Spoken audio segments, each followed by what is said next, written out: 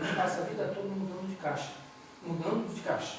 Só que aí chega uma hora que não dá mais tempo de mudar. Isso tudo já foi dito. E a gente vai tentando sobreviver com o que restou para a gente, que é o que a gente perdeu quando fez aquela escolha. Uma vida diferente. Olha, a vida vivida assim, ela vai chegar a um final específico. Se esse é o caminho que a gente for, se essa é a esteira que você aceitou ir, a sua história vai ser desenhada a partir daí. E ela tem um final específico, ela tem consequências específicas. A Adriana Calcanhoto na música mostra algumas coisas. E o mundo que ela pinta não é um mundo legal, ela pinta na música. Ela pinta um mundo onde parece que as amizades não estão perdendo sentido. Ela pinta um mundo onde as pessoas estão empobrecendo por dentro.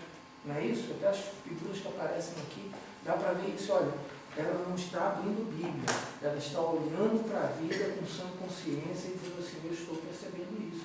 Agora, se ela for dar uma olhada nesse livro aqui, ela encontra a resposta para essa situação, sim.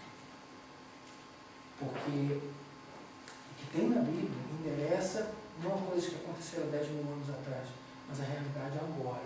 Bom, o que a Bíblia diz que é a consequência desse processo aqui? Outro texto que é figurado. Jesus contou uma vez uma parábola, fez uma analogia. Essa está em Mateus 25, eu botei só um pedacinho dela, está no capítulo 25. Mas é uma história que Jesus conta sobre 10 mulheres, né? Na verdade são 20. É um grupo de 10 que fez uma escolha e um grupo de 10 que fez outra escolha. E se você for lá ler, você vai ver que ele está narrando uma história de um casamento que ia acontecer e que essas pessoas eram convidadas para o casamento e elas tinham algumas atribuições, coisas que elas tinham que fazer. E o casamento, ali, a festa de casamento, ela é para exemplificar o final da história, para onde que a história está caminhando.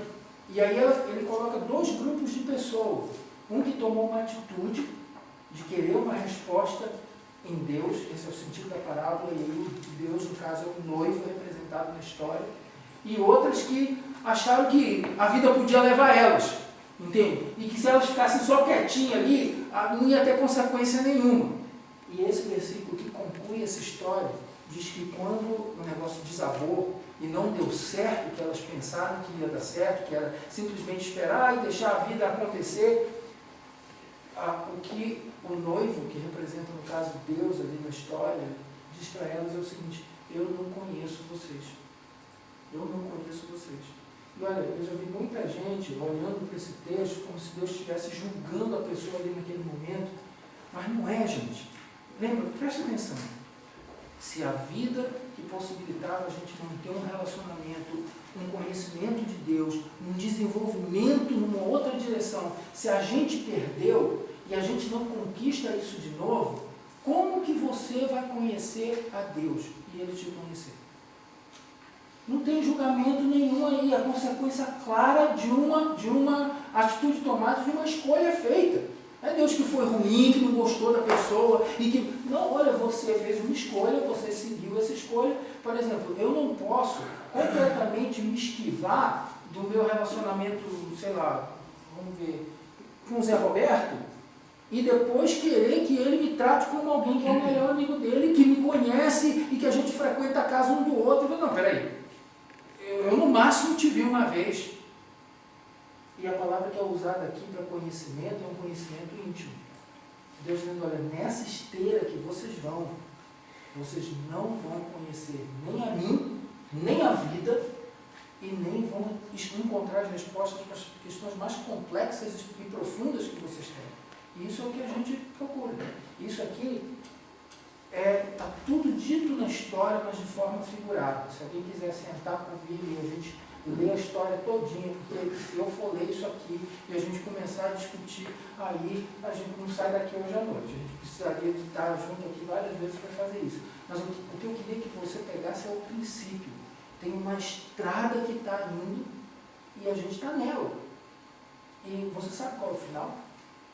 Porque ele está apresentando um final aqui. E aí você tem que perceber se é para esse lugar mesmo que você quer, porque é para lá que a vida vai te empurrar.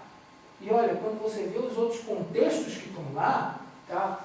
Todos eles vão indicar na mesma direção. Ele contou outras parábolas, que foi uma dos talentos, que conta mais ou menos a mesma coisa. No final das contas, a pessoa constrói uma vida inteira e não consegue o que pensou que ia conseguir. E a mesma coisa é no grande julgamento. Toda uma vida é gasta, um caminho na estrada você vai e de repente você está esperando chegar no final e não chegou naquele que você esperava.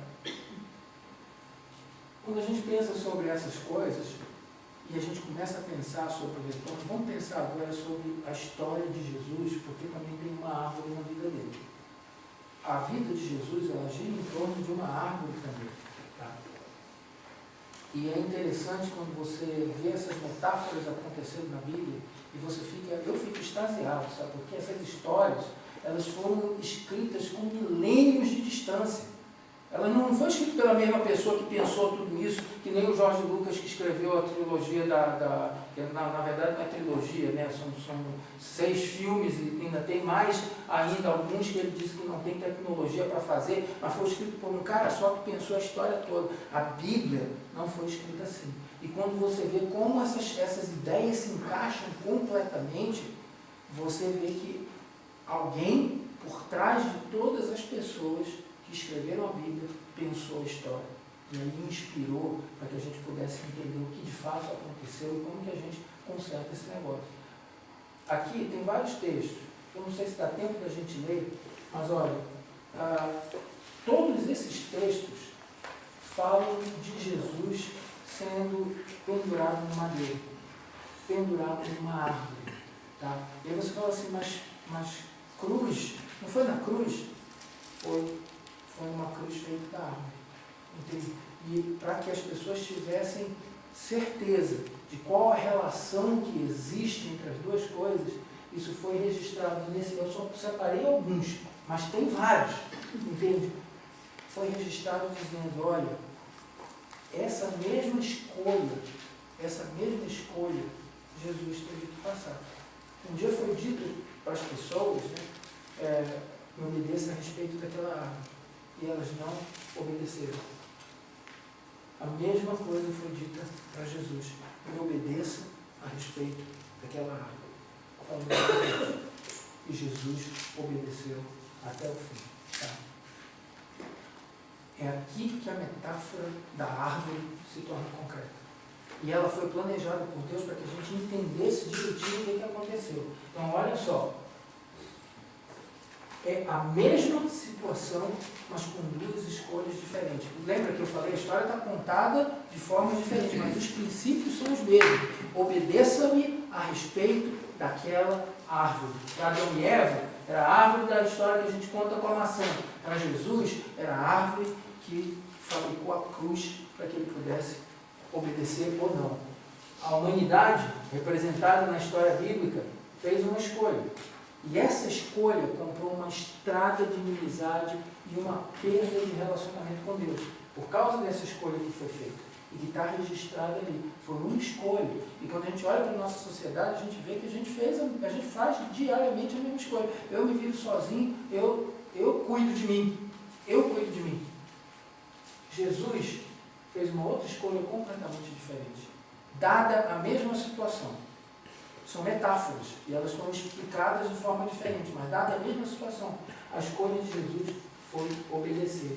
Isso deveria ter levado a um final de amizade para Jesus. Mas o que aconteceu quando ele obedeceu? Se você pegar esses textos e ler, você vai ver que Jesus foi tratado por Deus como quem não tinha obedecido. No momento da crucificação, o texto diz que Deus virou as costas para Jesus como se não o conhecesse. E ele, na morte dele, falou, Deus, por que você me deixou sozinho?